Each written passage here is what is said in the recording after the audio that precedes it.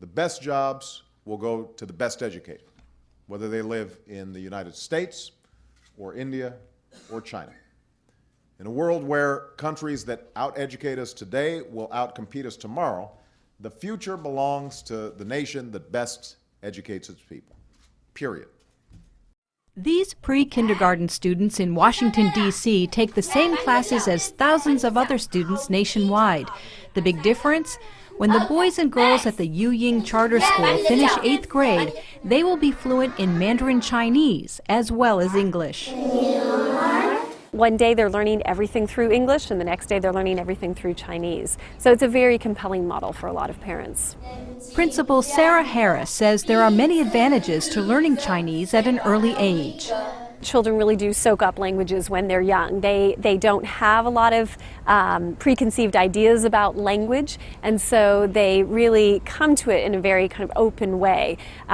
Children we've been open for the past 6 weeks, and we've seen children just soaking up the language and applying it in more and more contexts. Mary Schaffner, the school's founder, says that it's not just the students who want to learn Chinese. We're going to start Chinese classes for our parents, which many parents have been chomping at the bit for. With China's expanding global influence, millions are eager to learn the language. In 2004, only about 5,000 U.S. students between kindergarten and 12th grade took Chinese.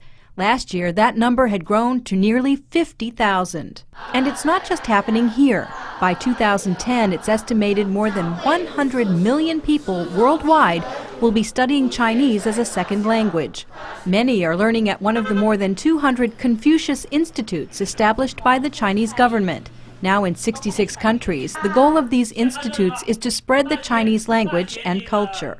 In Manila, Director Ellen Palanca says the popularity of these institutes is a sign of China's development. Once a country becomes more developed, then it tries to promote its culture and language through such an arm. More than 2,000 students have gone through the program since it started 2 years ago. Pia Lim Castillo uses Chinese in her job as a food and travel writer and says the learning experience helped her connect with her Chinese heritage. It's my identity. I have to find my identity not only as a person but the culture that I belong to. Many believe the ability to speak Chinese will advance their careers. I see value in being able to converse in Mandarin to Chinese clients. So since there are more Chinese coming into the Philippines, I see there's market for a Chinese lawyer or a lawyer who can speak Chinese. It is the country of the future also. Because of that, I think it is so important to learn Chinese because it is a lot of people talking Chinese right now. Pearl Perrell started learning the language at 8 years old while on a business trip with her father in Taiwan. He don't have an interpreter, so he asked me if I can study so I could be his interpreter. She and many of her classmates at the Quezon City Christian Academy in Manila say that knowing Chinese will be essential after they graduate. I think learning Chinese will help me in my future career because my father wants me to be an interpreter and I want to learn more about Chinese culture. Learning Chinese now would be a great help for me when applying jobs on other countries or here in the Philippines because China is now, like I said, expanding. Halfway around the world in Panama, one legislator even proposed mandating Mandarin Chinese in public schools. But Fermin Tomas Chan, principal of a school where all students study Chinese, doesn't think the legislation will pass. It's so hard to get teachers to teach Chinese outside of China. If you want to make it nationwide, it's going to be almost impossible to get enough teachers to teach. We have problems even in English here in Panama, so what about Chinese? Despite the difficulty finding qualified teachers, the school has a long wait list since so many Panamanians want to learn Chinese. We all feel that in 10 years Mandarin will be as important worldwide as in English. Others doubt that Chinese speakers will outnumber English speakers anytime soon. It will most likely not replace English. It can be at par with the English language as an international language. Whether or not Chinese does become the main international language, people worldwide are excited to learn. I can't stand. I, poor English. I want to. Improve. I want to change my life. Our world has a new mania. A mania for learning English. Listen as Chinese students practice their English by screaming it. I want to change my life. I don't want to let my parents down. I don't ever want to let my country down. Most importantly, I don't want to let myself down. Hi, my name is Emily. I'm from the University of Sherbrooke. It's a French university, and I'm now doing an exchange at McGill, which is an English university. At first, my English was really bad, but I moved here to just practice my English and to be better. Quebec, the only Canadian province where the official language is French. Sherbrooke, population 183,635, primary language spoken, French. Sherbrooke University, founded in 1955, hosts 37,000 students, of which 1,600 are foreign students. More than 85% of students are from outside of Sherbrooke. Primary language spoken there, French. McGill University, founded in 1821, oldest university in Montreal, hosts 35,000 students, comprises of 2 campuses, 11 faculties, and approximately 300 programs. Primary language spoken there, English. Montreal, population 3,635,571, primary language spoken there, English and French. The distance between Sherbrooke and Montreal is approximately 150 kilometers. Why I choose McGill is because it's a university who is reputed around the world, and they get a great teacher. I'm now doing a bac in administration management. The point of my education is to be able to learn how to manage a business. So I learn how to deal with the personal, the management, the marketing, the accountability, the fiscal, the informatics, and just also know all the departments. After university, I want to take the family business, who is a smoke make house. And yeah, it's a little business who opened in 2006, so it's kind of little now, and I want to just grow up the business and make the more money I can. The things who motivate me to come here is like, because I'm studying business, to be able to speak 2 languages is like really primordial, and plus the English is like the universal language in business, so it was really my favorite to learn that language. How many people around the world are trying to learn or use English? 2 billion of them. Nearly half, 800 million children, are students in the world's classrooms.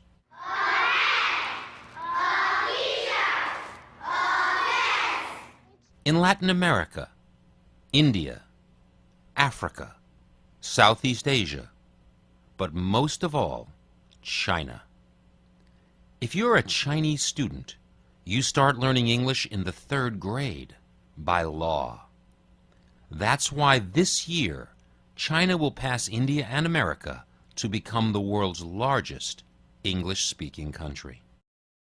Why English? In a word, opportunity. English is much more than a language. It's a skill. A taxi driver in India who speaks English earns twice the money for the same job. A factory worker in Vietnam who learns English is instantly promoted to office work. A receptionist in rural China who can answer the phone in English can increase her salary by 200%.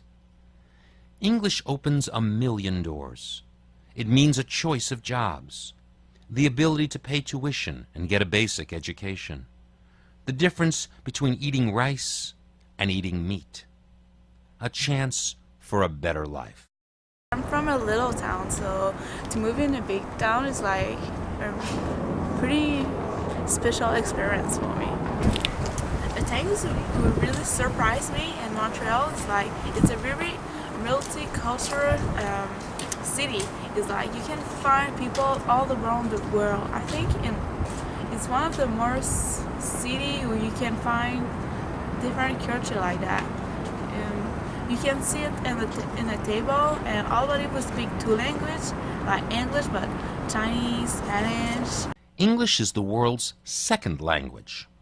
Your native language is your everyday life, but with English, you can join a wider conversation, a global conversation about global problems, problems that have no borders, like climate change, poverty, hunger, disease. English is how the people of the world talk to each other. From the World Economic Forum in Davos, to the United Nations, to the Parliament of India, to ordinary citizens. When German tourists talk to Korean desk clerks, they speak English. When Nigerian importers order from a Cambodian factory, they do it in English. From the elite to the street, English has become the universal language. And now English is becoming the global language of problem solving. Not because America is pushing it, but because the world is pulling it. More than ever before in history, our world needs global cooperation. At the heart of cooperation is global communication. My favorite part to study in Montreal is like people are really open, and it's really easy to meet people and to have a social life. It take me like 2 weeks to adapt myself here.